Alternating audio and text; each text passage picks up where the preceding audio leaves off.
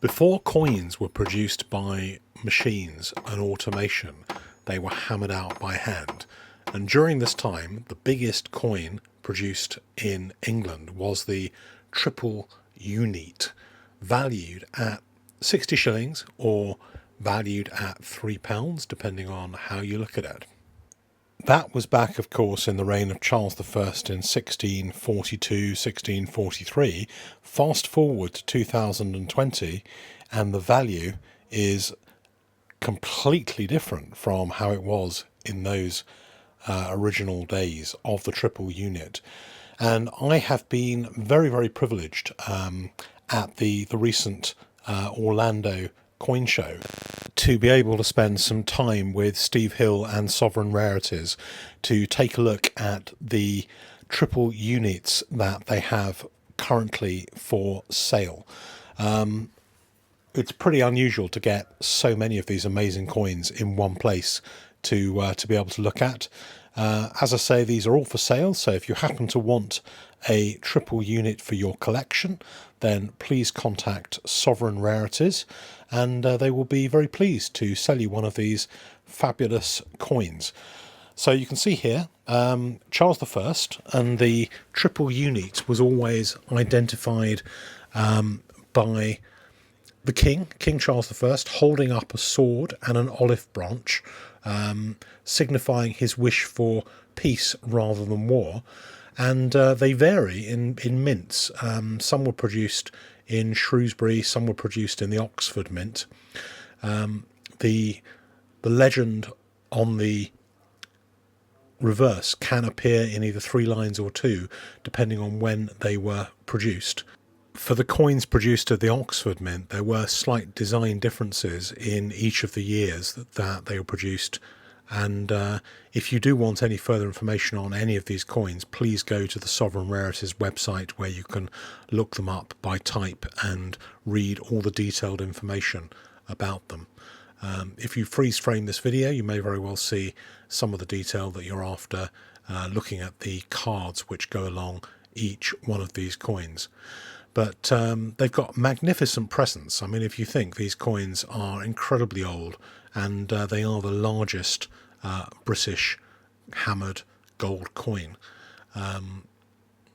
The background to this coin is the English Civil War, and it really is a piece that really does signify the ongoing battle and clash between the royalists and the forces of Parliament and Cromwell.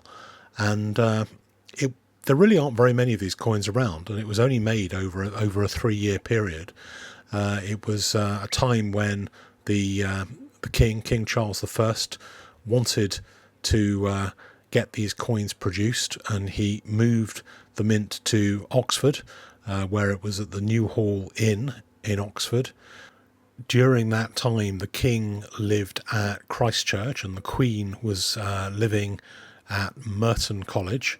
The Royalist Parliament met in the upper schools and Great Convocation House, the Privy Council at Oriel, and the Mint was in the New Inn Hall from the 3rd of January in 1642 to 3, so I guess just at the beginning of 1643.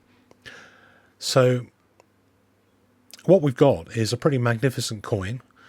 It's estimated that even with 24 different varieties, including an extremely rare piece struck at Shrewsbury in 1642, there are estimated to be a surviving population across all the different varieties of no more than 250 pieces.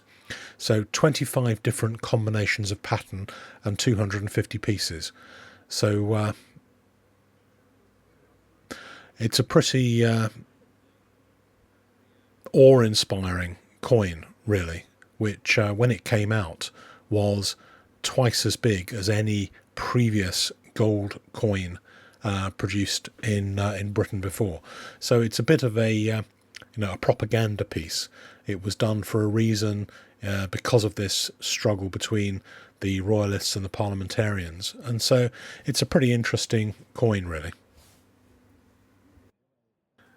There were a number of larger hammered coins produced in Scotland, and it's thought that there's a possibility that the production of the triple unit was inspired by some of those Scottish coins produced about 70 years before 1642 by Charles I's father, James VI of Scotland, who was around 1575, 1576, around about that time.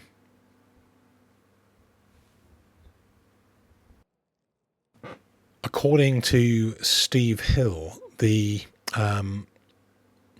Oxford newspaper, the first regular newspaper, the Mercurius Alucius, from 1st of January 1642-1643, included a woodcut of the triple unit inside the newspaper, which is the first recorded current coin ever produced as a wood print in a newspaper, as far as Steve seems to have in his website information. So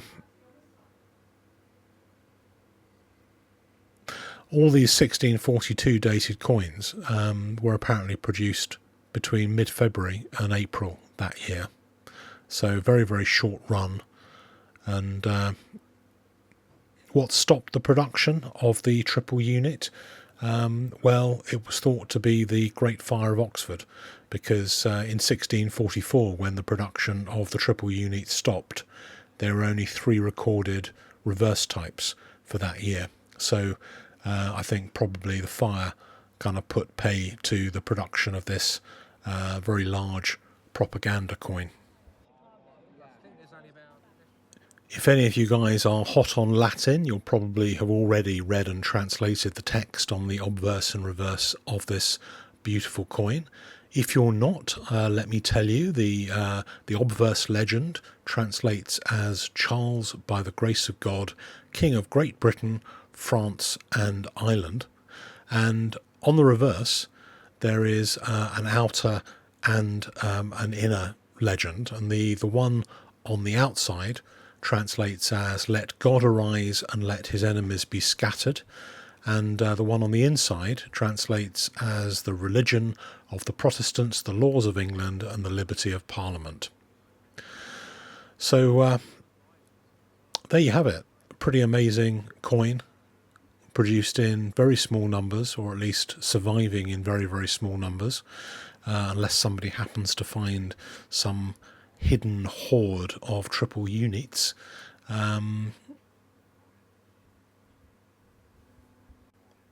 hoping to persuade Steve to do a few videos in the next few months on hammered coinage, because I know a number of you guys would like to know a little bit more to give you the confidence to start collecting this amazing coinage. So I'm hoping that there'll be some videos out explaining what to look for, what's good, what's bad, what's important and what's not for hammered coinage. A very happy new year from the Coin Connection and from me, Numistaka, and a brand new code for you guys for January 2020. It's code SUE. Keep it nice and simple, SUE, for 2% off your best quality controlled modern coins from the Coin Connection. If you haven't caught up with any of my show reports from the fun show, the Florida United Numismatist show in Orlando, I wanted to put this bit of video into this one as well, because it'll give you a chance to see another amazing coin that I took a look at on the Sovereign Rarities stand shown by Steve and with courtesy of Sovereign Rarities. This one is Edward VI, and it's a very, very rare, expensive and unusual coin showing a kind of in-profile portrait of Edward VI. Very unusual. I think most other portraits are forward-facing. It's in beautiful condition, and it's just a nice one to look at, to think about, hammered silver coinage. Very, very nice, very expensive, £65,000 coin.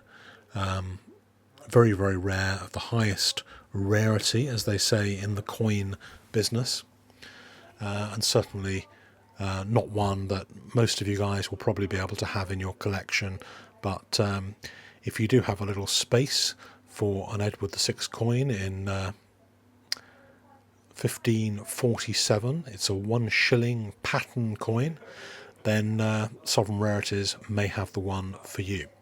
So I hope you enjoyed that. As many triple units as you probably ever want to see in your life, and a very beautiful Edward VI shilling. Until next time.